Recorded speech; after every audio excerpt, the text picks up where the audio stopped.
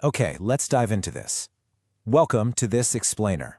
Today, we're going to trace the really rapid, kind of domino effect chain of events that built the foundation of the modern Middle East conflict.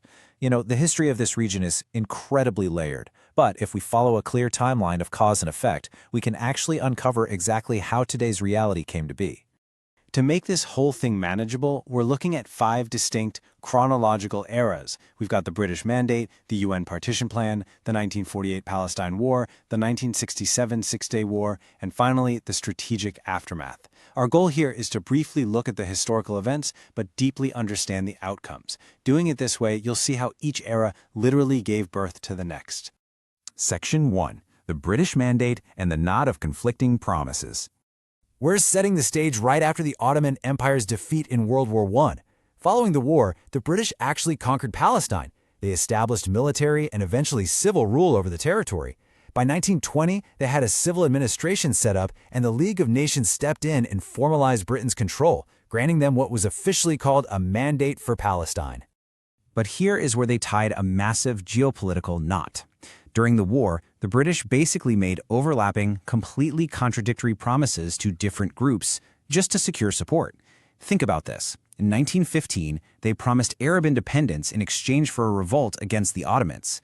Then, in 1916, they secretly agreed to split the Middle East with the French.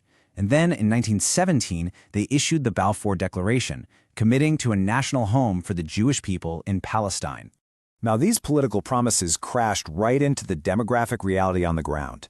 To put that in perspective, a 1918 British census estimated there were about 700,000 Arab residents in Palestine, compared to just 56,000 Jewish residents. The British were basically stuck with this dual mandate, trying to govern for both the existing inhabitants and the international Zionist movement. As Jewish immigration ticked up, both sides started building their own independent institutions under this single political roof. The tension wasn't just simmering. Mathematically speaking, it was destined to boil over. Which leads us to Section 2, the UN Partition Plan, and drawing lines in 1947. By this point, Britain was completely exhausted from World War II. Facing escalating violence in Palestine that they just couldn't manage anymore, they threw their hands up, announced they were ending their mandate, and handed the whole mess over to the newly formed United Nations.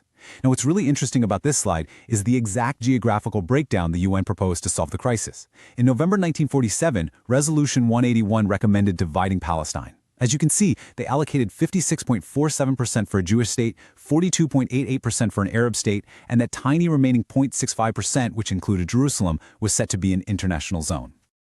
The reactions to this plan? Completely polarized. The Zionist leadership broadly accepted it. To them, it was a pragmatic, internationally backed step towards statehood, even if it wasn't the entirety of the land they wanted. The Arab leadership, on the other hand, overwhelmingly rejected it.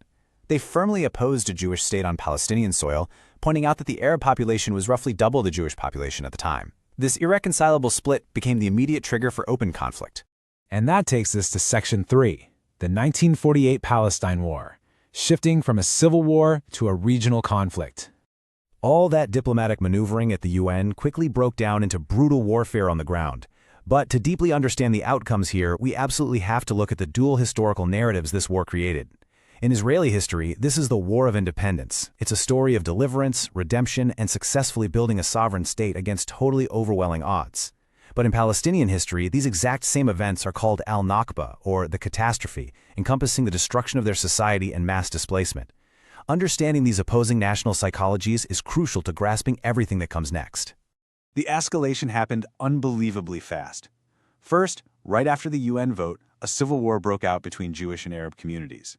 Then, in May 1948, the British Mandate officially ended, and Israel declared independence. Almost overnight, neighboring Arab states, including Egypt, Transjordan, Iraq, and Syria, invaded. Suddenly, a local civil war was a full-scale international conflict. The outcome of this war essentially locked in the region's geography and demography for generations.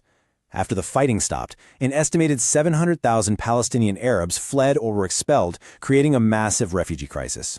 Meanwhile, Israeli forces secured a decisive victory, capturing roughly 78% of the former Mandate territory. That was significantly more than the UN had originally proposed. The leftover lands were occupied by neighboring countries. Jordan took the West Bank, and Egypt took the Gaza Strip. Moving on to Section 4, the 1967 Six-Day War, a truly transformative cataclysm. Let's fast forward through about 2 decades of a very tense, uneasy armistice to June 1967. If 1948 drew the borders, 1967 completely scrambled the map and the psychology of the Middle East all over again. In a shockingly swift military campaign that lasted less than a single week, Israel decisively defeated the combined forces of Egypt, Jordan, and Syria. The old status quo was instantly shattered, replaced by a totally new reality of military occupation. The territorial shifts in just those 6 days were immense. Israel captured the Sinai and Gaza from Egypt, the West Bank and East Jerusalem from Jordan, and the Golan Heights from Syria. Hundreds of thousands of Palestinians abruptly found themselves under Israeli military administration, effectively tearing up the 1948 armistice regime. Historian Michael B. Oren describes this war as a massive catalyst. It wasn't just a military victory, it was a crucible. The crushing defeat discredited secular Arab nationalism, and in that vacuum, a fierce, independent Palestinian national consciousness was born. Palestinians went from being seen mostly as refugees managed by other Arab states to a distinct, stateless national community actively fighting a common occupier. Plus, this war absolutely cemented the strategic partnership between the United States and Israel that defines global diplomacy today. Finally, Section 5, the strategic aftermath and shifting security concepts. To really fulfill our goal of briefly looking at history but deeply understanding the outcomes, we have to look at the long-term strategic fallout for the Arab world.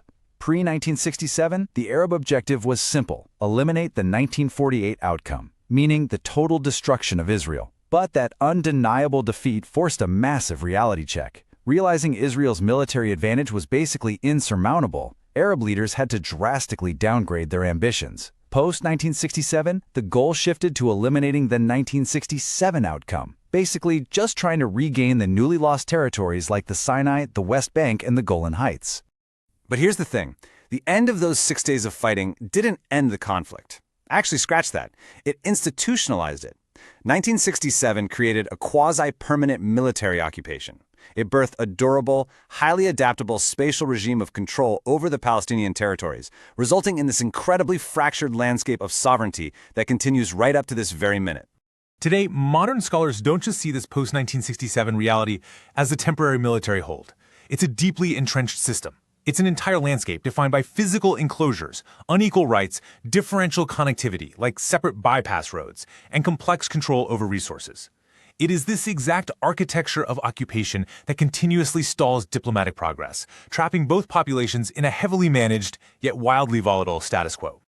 Which leaves us with this massive, echoing question. We've traced this unbroken historical chain from the WWI trenches all the way to the redrawn map of 1967. We've seen how overlapping promises led to partition, how partition led to war, and how military victory morphed into a self-sustaining system of control. As we look at the reality of the Middle East today, we have to ask, can a conflict oscillating between managed violence and an unsustainable stalemate ever find a balance of security and justice? I'm going to leave that for you to ponder. Thanks for joining me on this explainer.